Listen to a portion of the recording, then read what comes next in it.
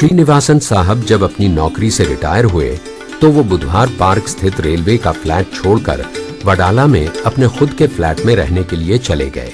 ऐसी स्थिति में श्री नारायण बाबा को भी वो फ्लैट छोड़ना पड़ा।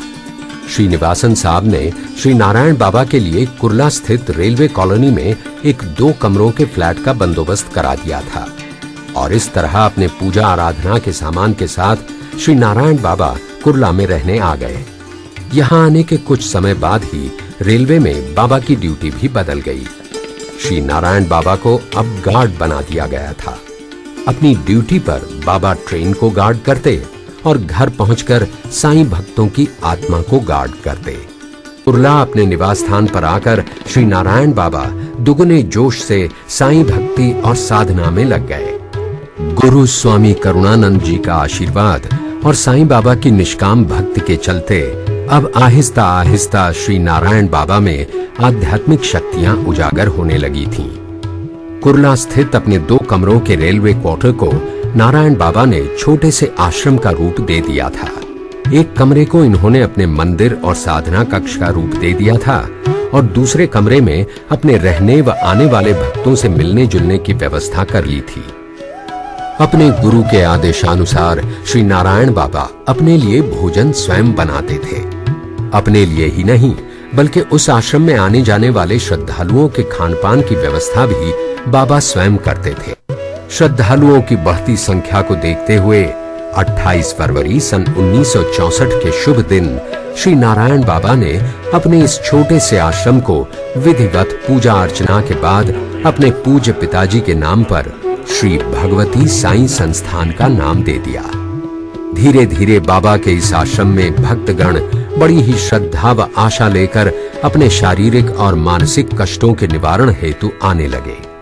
बाबा एक एक करके सबसे मिलते और उनकी व्यथा सुनते, फिर ध्यान मग्न होकर साईं बाबा को स्मरण कर बाबा की पवित्र विभूति उन्हें देते। श्री नारायण बाबा का आशीर्वाद पाकर भक्तजनों के दुख दूर होने लगे। श्री नारायण बाबा की ख्याति आहिस्ता आहिस्ता आसपास के इलाकों में फैलने लगी। भक्तों की संख्या के साथ साथ नारायण बाबा की जिम्मेदारियां भी बढ़ने लगी थीं। बाबा को अपनी रेलवे की ड्यूटी भी देखनी थी और आश्रम में आने वाले भक्तों का भी इन्हें ख्याल था।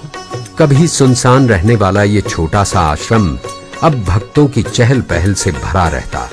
यहाँ हर वक्त पूजा पाठ भजन कीर्तन चलता रहता। भज ओम साईं राम, भज ओम साईं राम, भज ओम साईं राम,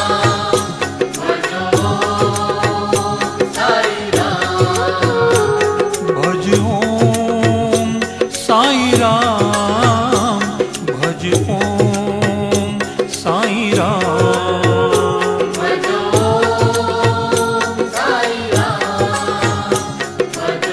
राम। करता दुख हरता है एक साचा साईं नाम, भज ओम साईं राम, भज ओम साईं राम। सन 1964 के आरंभ में श्री भगवती साईं संस्थान की स्थापना से जहां नारायण बाबा को बेहद खुशी मिली थी, वहीं इसी वर्ष 2 महीने बाद ही 14 अप्रैल का दिन इनके लिए बड़ा ही दुखदायी साबित हुआ। श्री नारायण बाबा को साईं भक्त की राह दिखाने वाली इनकी मार्गदर्शक बाल योगिनी सरस्वती अम्मा का शरीर इस दिन पंच तत्व में विलीन हो गया था। अम्मा के जाने से नारायण बाबा को गहरा आघात लगा था। बाल योगिनी सरस्वती अम्मा के निर्वाण के पश्चात उनकी वसीयत के अनुसार उनके पूजा पाठ की सभी सामग्री, जिसमें दुर्गा माता की मूर्ति, शिवलिंग, नंदीश्वर भगवान व शालिग्राम भगवान की शक्तिशाली महत्वपूर्ण मूर्तियां एवं माता का शंख भी शामिल था, श्री नारायण बाबा को सौंप दी गई। ये सभी मूर्तियां व पवित्र वस्तुएं श्री नारायण बाबा ने माता सरस्वती अम्मा की याद में आज भी सहज कर रखी है। सन 1965 में श्री नारायण बाबा के जीवन में एक अद्भुत घटना घटी। उन दिनों कुर्ला के आश्रम में एक वृद्ध महिला माता श्रीमती लक्ष्मी केवल रामाणी नियमित रूप से आती थीं। इस माता की श्री नारायण बाबा में बड़ी आस्था थी। बाबा भी इनका बड़ा आदर करते थे और इन्हें मम्मी जी कहकर संबोधित करते थे।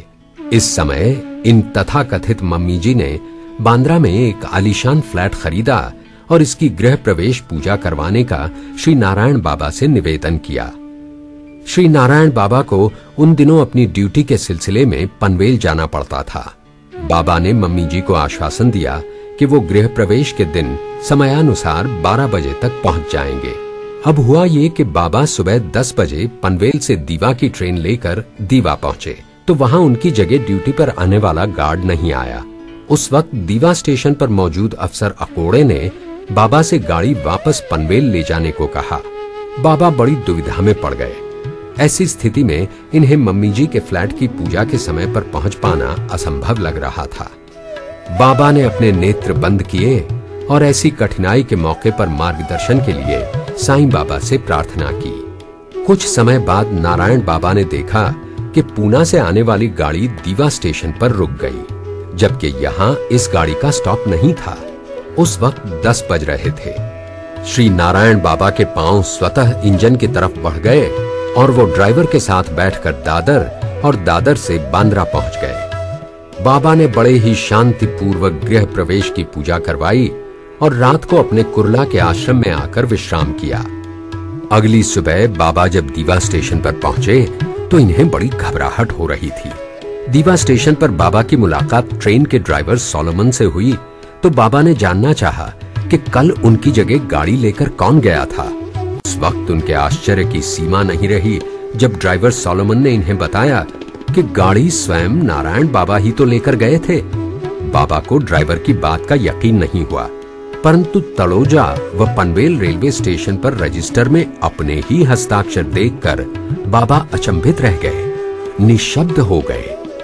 नारायण बाबा के अंतःकरण से मात्र ये शब्द ही निकले, बाबा आपने मेरे लिए भला इतनी तकलीफ क्यों की। इस घटना को श्री नारायण बाबा ने साईं बाबा की लीला मानकर श्रद्धा से सर झुका लिया था।